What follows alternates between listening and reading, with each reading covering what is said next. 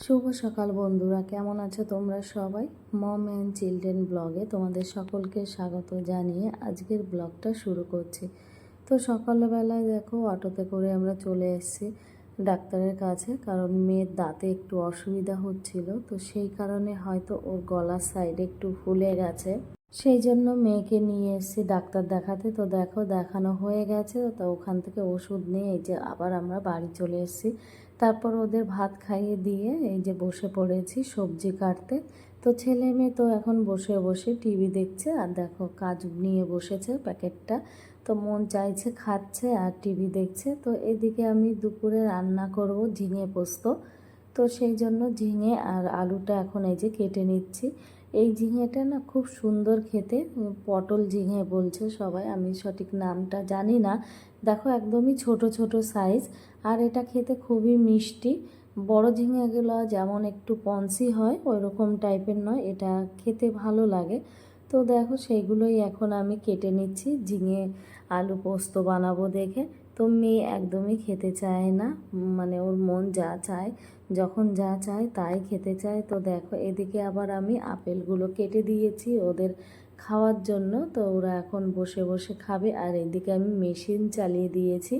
আর দেখো ছেলে আমার কি করছে, চেয়ারে বসে এখন খেলছিল, তো আমি ওকে আবার আপেল দিয়ে দিয়েছি, তো ওখানে বসেই খাচ্ছে আর কি। দেখো আবার হাসছে, ও দেখছে যে আমার মা আমার ভিডিও তুলছে, দেখো আবার চলে যাচ্ছে, বলছে তুলো না।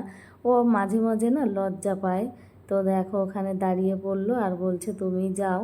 তো দেখো এইদিকে কি করেছে ছেলে, কলা খেতে দিয়েছিলাম, তো মেয়ে তো খেয়ে এখানে রেখেছে, আর ছেলে কলাটা কি করেছে দেখো পা দিয়ে পুরো একদম চিপকে দিয়েছে। তো এই রকমই করে আর কি সমস্ত খাবার দাবার। এদিকে আমি রান্নাঘরে এসে গেছি, তো দেখো আলু ভাজা শুরু করে দিয়েছি জিরে ফোড়ন দিয়ে। তো ঝিঙে পোস্তটা বানাবো, এই যে ঝিঙেটা কেটে রেখেছি, তো এখন এর মধ্যে এই যে দিয়ে দিলাম। তো এটা এখন ভালো করে নাড়াচাড়া করে নেব। তো বেশিক্ষণ আর ভাজবো না, কারণ এর থেকে জল বেরোবে। তো যেটুকু ভাজার সেইটুকু ভেজে নেব। তো তারপর দেখো একটু ঢেকে দিলাম। আর এদিকে আমার ছেলে মেয়ে দেখো কি কাণ্ড করছে, মানে এই বেডটাকে আর দেখা যাবে না। প্রত্যেক দিন সকালে এইভাবেই পরিষ্কার করে রাখি, কিন্তু তার আর অবস্থা থাকে না। তো এরা তো এইসব করছে, এদিকে আবার আমি চলে এসেছি রান্নাঘরে। তো দেখো এই পোস্তটা বেটে রেখেছি, তো এর মধ্যে এখন এই যে দিয়ে দিচ্ছি। তো এর মধ্যে দিয়ে নাড়াচাড়া করে নেব। আর দেখো কতটা পরিমাণে জল বেরিয়েছে। তো এর মধ্যে যেইটুকু জল দেওয়ার সেইটুকু এই যে দিয়ে দিলাম। এবার এটাকে নাড়াচাড়া করে ঢেকে রাখবো। তো এটা তো প্রায় কমপ্লিট হয়ে গেছে। তো এটা যখন একদম কমপ্লিট হয়ে যাবে তো তখন ওটা নামিয়ে নেব। তো আজকের দুপুরে শুধু এই মেনুটাই রয়েছে, আর বেশি কিছু বানালাম না। আর এইদিকে দেখো ভাতটা চাপিয়ে দিয়েছি, তো ভাতটা প্রায় হয়েই গেছে, আর দুধওয়ালা দুধ দিয়ে গেছে, তো সেই দুধটাও চাপিয়ে দিলাম গরম করার জন্য। আর দেখো কাণ্ডটা তো তোমরা দেখতেই পাচ্ছ কি অবস্থা, প্রত্যেক দিন গুছিয়ে রাখতে হয় কিন্তু তার অবস্থা এই রকম হয়। সারাদিন কাজ করার পরে যে এসে একটু এই বিছানাতে বসবো সেই উপায়টুকুও হয় না, কারণ খুবই খারাপ অবস্থা করে রাখে। এ তো এখন এইভাবে করছে, ছেলে তো ফ্রিজ থেকে খাবার এনে এনে এই বেডের উপর বসেই খায় ফেলে। তো সব জায়গায় আর কি পিঁপড়ে ধরে যায়। তো যতই বলি ও শোনে না, কারণ ও তো ছোট মানুষ, অতটা ভালো বোঝে না। হ্যালো বন্ধুরা, সকালের পরে এখন চলে এলাম দুপুর টাইম, মেয়েকে দিয়ে আসলাম ড্রয়িং ক্লাসে। তো এখন দেখো জামা কাপড় রেখেছি, এইগুলো এখন সমস্ত কিছু তুলে নেব। আরো দেখো এতগুলো জামা কাপড় এখনো মেলতে পারিনি, কি করব, জায়গা নেই। তো আমি এখন এক এক করে সব তুলে নিচ্ছি। বিকালে সমস্ত কাজ কমপ্লিট করার পরে তারপর দেখো এই যে সন্ধ্যার টাইমে আমি বেরিয়েছিলাম একটু সবজি আনতে।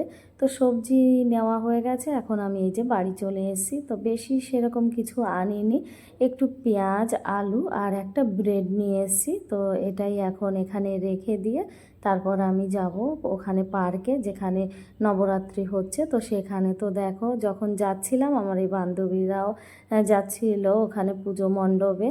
তো আমরা এখন সবাই যাচ্ছি, আর দেখো কত সুন্দর সাজিয়েছে রাস্তাটা। আর ছেলের তো ভীষণ আনন্দ হচ্ছে, দেখো কিভাবে দৌড়াচ্ছে। তো বাচ্চাদেরই তো সব থেকে বেশি আনন্দ হয়, তো ওরা খুবই আনন্দ করছে। এই দেখো চলেও এসেছি, আর পার্কটা খুবই সুন্দর করে সাজিয়েছে এখানে। তো প্রচুর বাচ্চা এসেছে দেখো, মানে সব আমাদের এখানেরই ক্যাম্পের বাচ্চারা। তো সবাই বসে আছে এখানে চেয়ারে, কারণ ওখানে পুজো হচ্ছে, মানে সন্ধ্যা আরতি চলছে। তো বাচ্চারা তো আর সন্ধ্যা আরতি করে না, ওরা ওদের মতন খেলে। তো এখানে আবার দেখো একটু খেলনাও এসছে, এই যে জাম্পিং, আর ওখানে মিকি মাউস। তো বাচ্চারা তো ভীষণ আনন্দ পাচ্ছে। তো আমার ছেলে মেয়েও বলছিল, কিন্তু না আমার ভয় লাগে ওই জাম্পিংয়ে ওঠানোর জন্য। তো ওদের বললাম যে পরে তুলে দেব, কারণ এটা ভীষণই, এই দেখো কিভাবে জাম্প করছে। তো ওরা আর বেশি বায়না করেনি, ওদের মতন ওরা খেলছে। তো এইদিকে দেখো কত সুন্দর করে সাজিয়েছে, এখানে আর কি ডান্ডিয়া খেলাটা হয়। এইদিকে পার্সেলওয়ালা ফোন করেছিল যে তোমার একটা পার্সেল আছে। তো দেখো সেই পার্সেলটা নিয়েই আমি বাড়ি যাচ্ছি, কারণ ছেলে মেয়েকে আর নিয়ে যাইনি। তো এসে দেখি ওরা দেখো প্রসাদ খাচ্ছে, কারণ সন্ধ্যা আরতি হয়ে গেছে, তো সবাইকে প্রসাদ দিচ্ছে। আর এই যে এখানে সবাই লাইন দিয়ে প্রসাদটা নেয়। তো এই প্রসাদটা খেতে ভালো লাগে। মেয়ে প্রত্যেক দিন নিচ্ছে আর বলছে মা আমাকে একটু এইভাবে প্রসাদ বানিয়ে দেবে। তো সুজিরই প্রসাদ বানায়, তো খেতে ভালো লাগে। তো ওরা ওখানে বসে খাচ্ছে, এইদিকে দেখো যার যার মতে সে আর কি ডান্ডিয়া নাচ করছে।